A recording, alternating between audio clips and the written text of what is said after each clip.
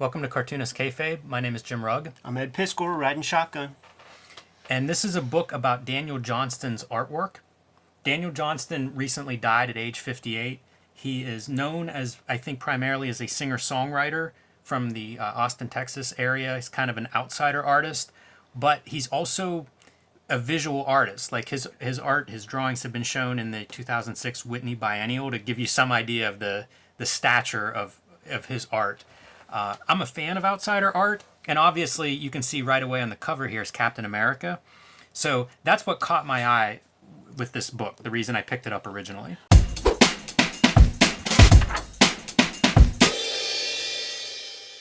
Describe outsider art. Outsider art would be art that does not look like it's gone through any formal training. And I think there's probably a real technical definition, and it's something along those lines.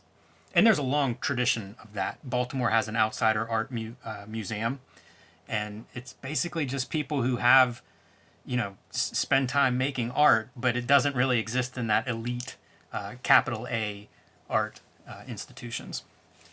So I picked this up on a whim from Half Price Books, and I think the reason this book came out is Daniel Johnston was the subject of a documentary called The Devil and Daniel Johnston, like 2005, somewhere around that time period. So we'll just get right into it, and you can see from these end pages, comics. Right. It's not just Captain America on the cover. As soon as you open the book, you see that that's what this guy's about, and you can see some of the very comics-like, cartoon-like artwork on this dust jacket. So I have an interest in this kind of art because I got tired of regular comics, and I started just gravitating towards things that sort of look like comics but also existed in other worlds. And this is probably one of the first artists that I came across who really fit that mold. Like I said, showing his art in the Whitney Biennial, but clearly looking like comic book art. So to me, that piqued my curiosity. And this book gives kind of a nice overview. It has several writers that contribute pieces to this, including Harvey Pekar, Right. who talks very specifically about the connections to comics. And we'll just kind of go through a few of these because they're broken into almost different chapters of different styles of art that he made. This stuff is very attractive to me, and it makes me think about like the culture of comics that we live in. And when we go to a festival, and say you and I, we get invited to a mainstream festival, and there are people who we're nestled up against, like who are booth mates or something to the sides of us, and they could draw circles around us, and they know exactly how the clavicle fits into the shoulder muscle and all of that. But their work is fucking soulless and boring and just like forgettable. Can't say that about any piece I've seen you flip through. Yeah, that's pretty astute, Ed. Daniel Johnston was a favorite of a lot of like high-profile artists, from Kurt Cobain to Matt Groening, and I think it's for that reason. Yeah. Whether it's songwriting or art, there was a real warm quality to it. A vision. There's vision behind this, man. There's a method to the madness here. Yeah, and I don't know that it aesthetically makes sense to compare something like this to, say, a Gary Panter, but I don't have a lot of stuff to compare it to. Yeah. It's these artists who just seem to be overflowing with visual energy, and comics are part of the way they filter that out of their system. I would read a whole comic of that character. And he has these characters, which I guess is a part of his songwriting as well. Almost like a Bob Dylan or a folk singer, where, like he's making up these characters not just in artwork, but also in the stories that he tells in his songwriting. Do you know if this book is easily available? Yeah, like you got it for like a remainder price, so... I think it is. Like I said, it followed this fairly successful documentary, so I think they printed quite a few of these, and you can see it's high quality reproductions here. Yeah, Rizzoli, man, they do incredible books. So I did do a quick search online, and I found some on eBay for reasonable prices, like $20, something like that. So definitely it's available. So the marker stuff, as you say, it's attractive. I like it for that color quality. Yeah. I like marker art. We've talked about some of those guys, like even Jamie Hewlett and different artists. Pre-digital marker was one of those ways that you would see some interesting color in comics. And you can see that's the primary tool on display here.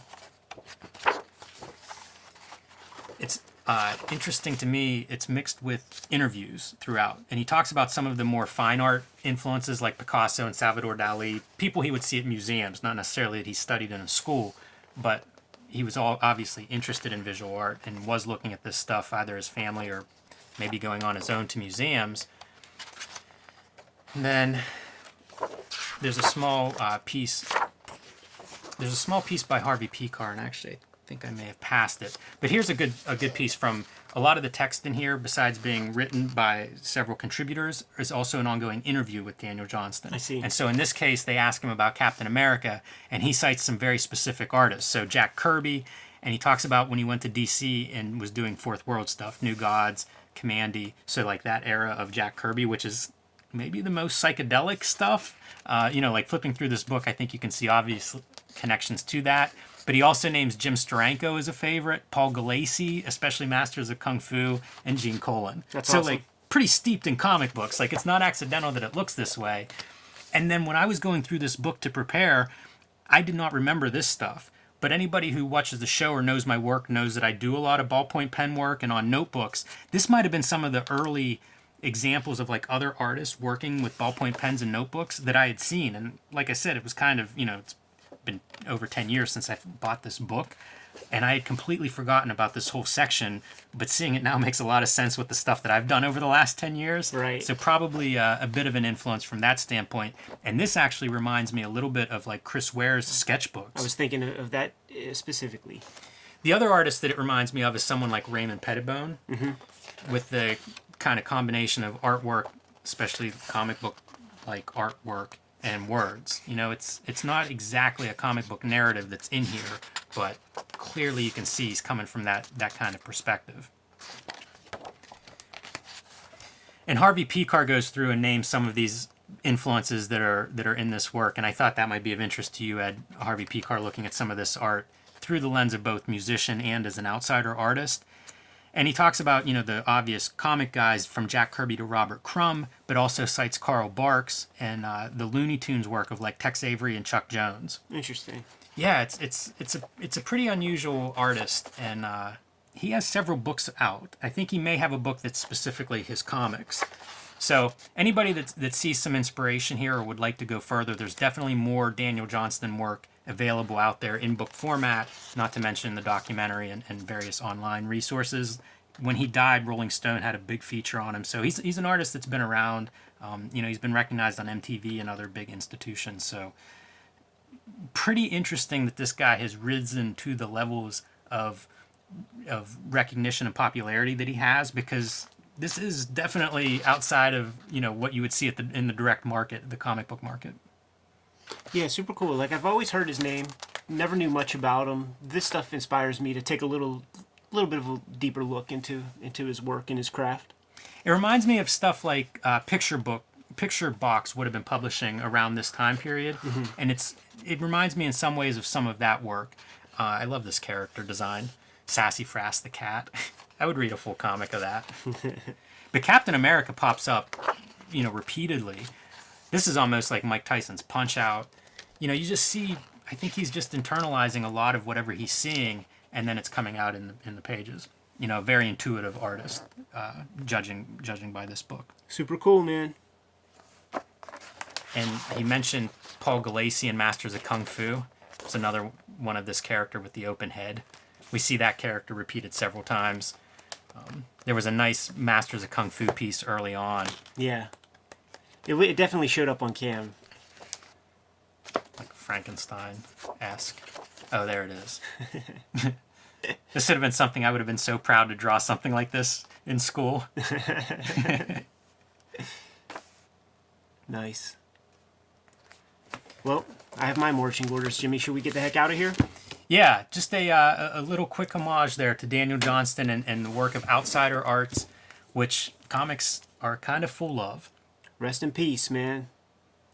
All right, Kayfabers, you know the drill. If you haven't done so already, like, subscribe, and follow the YouTube channel. Hit the bell icon so that we can notify you whenever we have new videos available.